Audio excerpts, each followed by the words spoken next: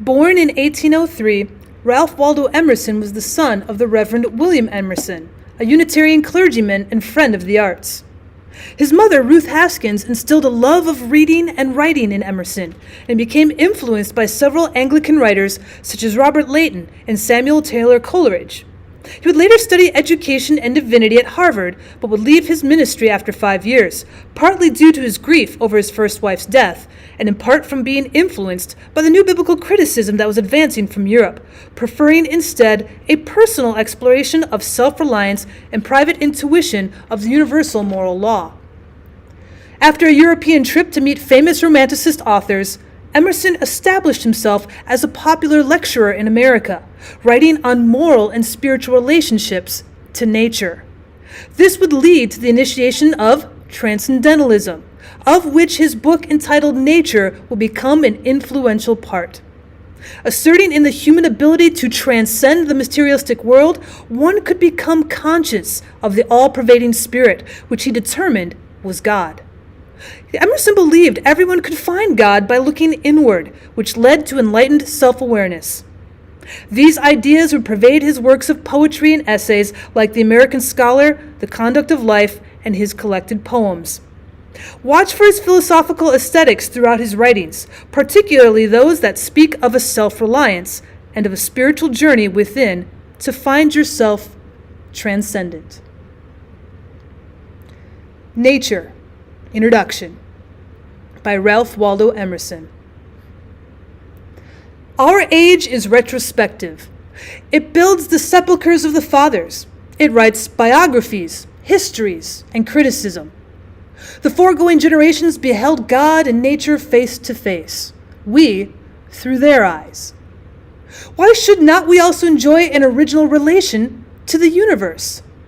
Why should not we have a poetry and philosophy of insight and not of tradition, and a religion by revelation to us and not the history of theirs? Embosomed for a season in nature, whose floods of life stream around and through us and invite us by the powers they supply to action proportioned to nature, why should we grope among the dry bones of the past, or put the living generation into masquerade out of its faded wardrobe? The sun shines today also.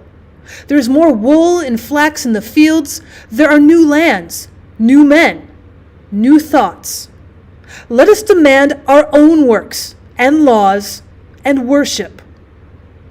Undoubtedly, we have no questions to ask which are unanswerable.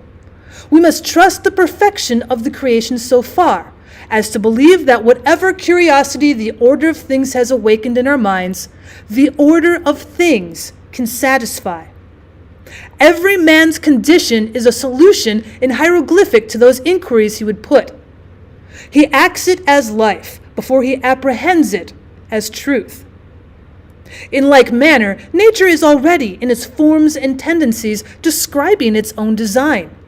Let us interrogate the great apparition that shines so peacefully around us. Let us inquire, to what end is nature? All science has one aim, namely to find a theory of nature. We have theories of races and of functions, but scarcely yet a remote approach of an idea of creation. We are now so far from the road of truth that religious teachers dispute and hate each other, and speculative men are esteemed unsound and frivolous. But to a sound judgment, the most abstract truth is the most practical. Whenever a true theory appears, it will be its own evidence. Its test is that it will explain all phenomena. Now many are thought not only unexplained, but inexplicable, like language, sleep, madness, dreams, beasts, sex. Philosophically considered, the universe is composed of nature and the soul.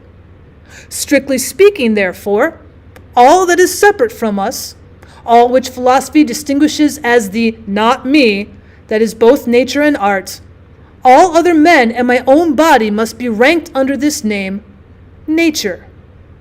In enumerating the values of nature and casting up their sum, I shall use the word in both senses, in its common and its philosophical import. In inquiries so general as our present one, the inaccuracy is not material. No confusion of thought will occur. Nature, in the common sense, refers to essences unchanged by man, space, the air, the river, the leaf. Art is applied to the mixture of his will with the same things, so that in a house, a canal, a statue, a picture. But his operations taken together are so insignificant, a little chipping, baking, patching, and washing, that in an impression so grand as that of the world on the human mind, they do not vary the result.